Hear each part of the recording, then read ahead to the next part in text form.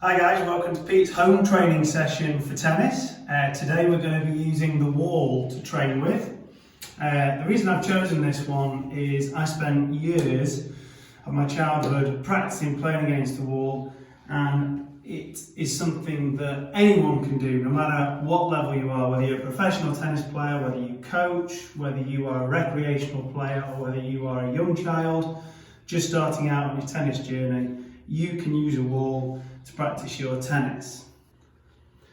So what equipment do we need? Well, all we need is a racket, some masking tape if you want to put a net up and some targets, but you don't have to, and a ball. I'm using my daughter's racket and a mini orange ball for this practice today, just because we're inside in a small space, so it's ideal for me.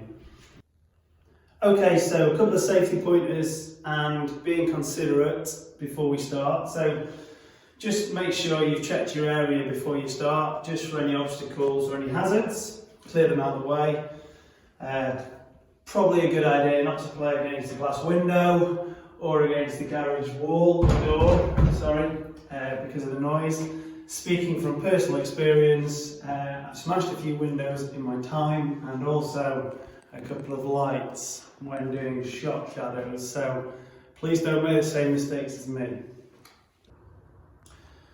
So the great thing about practicing against the wall is you can practice to any level. Any player of any level can play against the wall and it can be challenging. So I'm just going to show you a few practices. There are infinite practices you can use. So here are just a few ideas that I use when I'm hitting against the wall. So here are a few useful things to practice. I'm just going to start off with a few forehands, and I'm just going to go at a steady pace because we're in a short space, a small area. You could try and get your ready position in between.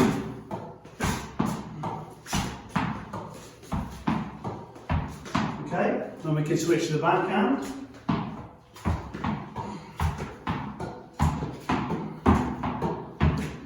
And then you could go to both. This is great if you're practicing a quick grip change.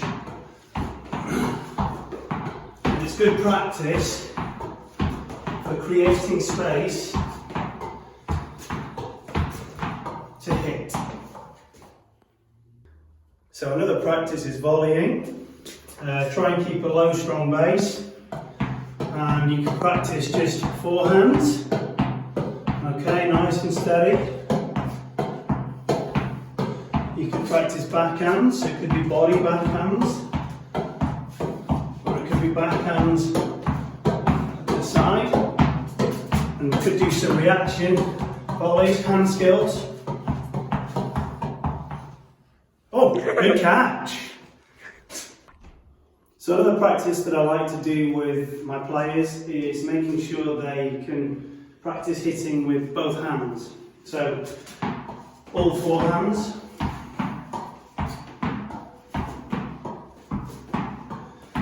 And then also two-handed both sides.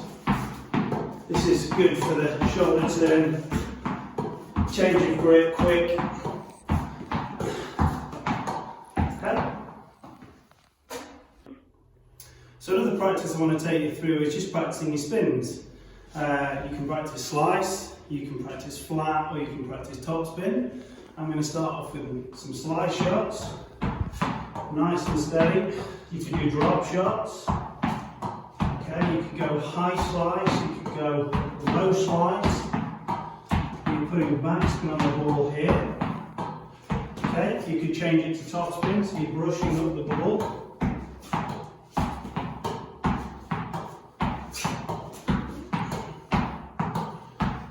And you can practice flat.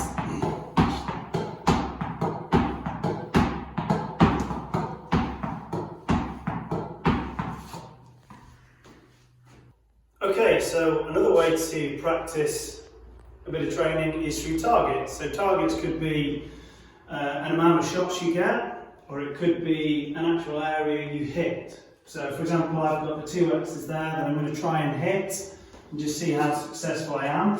This is quite a tough exercise because the targets are small, but let's see how we do.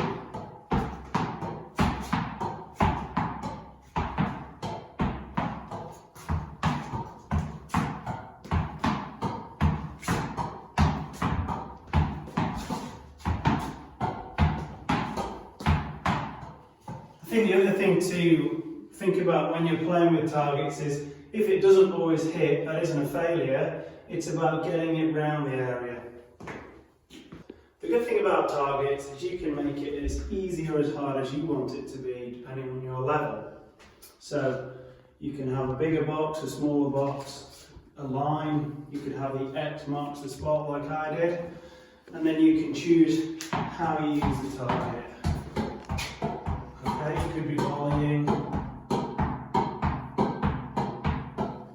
etc, etc. So one thing when I was growing up is I had to improvise. I didn't actually have a garage wall. When it was raining or miserable weather, I used to play indoors against the wall, but I did it with a table tennis bat and a table tennis ball. Okay, so over to your challenge. What I'd like you to do, if you're feeling confident, is try and challenge yourself with your own drills. So it might be that, right, I'm going to come out with some different shots that I'm going to do, or some targets, and set yourself some goals.